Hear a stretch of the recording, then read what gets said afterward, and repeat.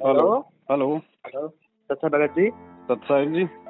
भगत जी, मैं अलवर जिला से बोल रहा हूँ। जी बोलिए। मैं हेमंत दास। जी बोलिए। अगर मान लो भगत जी किसी कोई दारू छुड़वानी हो तो हम उसको दो मखाना प्रसाद दे सकते हैं। कौन सा प्रसाद? वो गुरु जी का। नहीं, गुरु जी का प्रसाद उसी को देना है जो गुरु जी का भगत है। अच्छा। हाँ, बाकी दोगे तो दिक्कत हो जाएगी उसमें। अच्छा ठीक है। हाँ, दूसरे को नहीं देना, ये गुरु जी के आदेश है। क्योंकि भगत जी, ये जो प्रसाद है ना, इस प्रसाद के अंदर परमात्मा की शब्द शक्ति है। अच्छा। और मान लीजिए हमने किसी अड़ोसी पड़ोसी अनजान व्यक्ति को प्रसाद दे दिया, अच्छा। तो और हो सकता है वो किसी प्रेत बाधा से पीड़ित हो और कोई जिन वगैरह हो उसके अंदर। क्योंकि ये पाया जाता है अमूमन हर आदमी के अंदर कोई न कोई इस तरह का वास होता ही होता है। अच्छा। और जैसे वो प्रसाद या चरणामृत अंदर जाएगा तो परमात्मा की वो शब्द रूपी मार उसको पड़ेगी। और जब वो मार पड़ेगी तो भगत जी वो बेहोश भी हो सकता है, उसको कोई दिक्कत भी हो सकती है। तो फिर वो हमारे गले की हड्डी बन जाएगी फालतू में, क्योंकि वो थोड़ी समझेंगे इन सब बातों को।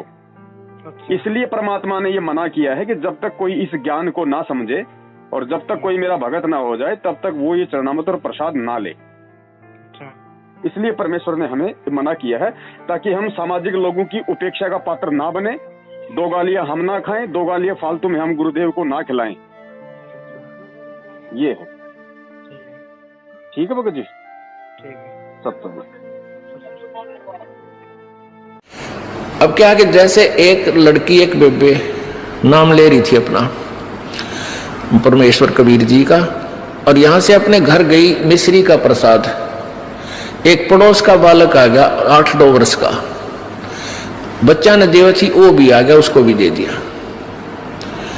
अब वो प्रसाद खाते लड़का अपने घर चला गया, घर जाते दौरा आके गिर गया। अब वो पड़ोसी शर हो गए, पता नहीं इसने क्या खवा दिया हमारे बालक ताई, अर्तन मेरा छोरा मार दिया।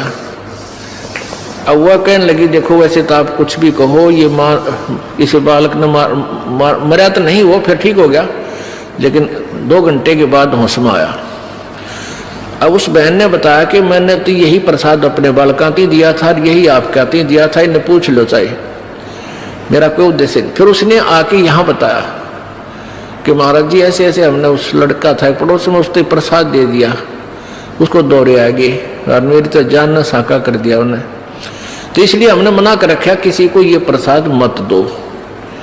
क्योंकि वो क्या था कारण कि वो प्रसाद देने से उसमें प्रेत विद्यमान था, उन्हीं का कोई पत्थर था, और वो प्रसाद खाने से परमात्मा की वाणी से उसमें वो चार्ज हो रहा था। प्रसाद उसी को कहते हैं।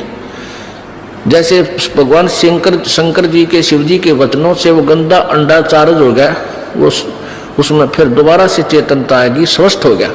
तो इस भगवान के वचनों से वाणी से आप यहाँ आते हो, आपको कोई बीमारी है छोटी मोटी, तो इन वचनों से सत्संग से भी राहत मिलनी शुरू हो जाती है। और अंदर बच्चा भी कोई ऐसा गड़बड़ वाला हो तो भी स्वस्थ होना शुरू हो जाता है।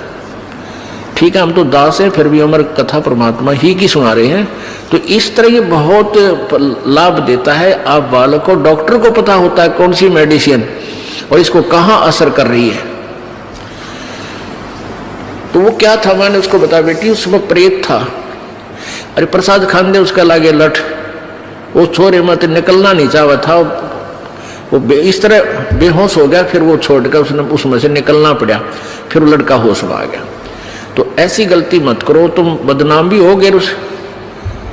उनको कोशिश करो फिर समझाने की, नाम दिलाने की अपने मित्रों को, भाई बहनों को, पड़ोसियों को।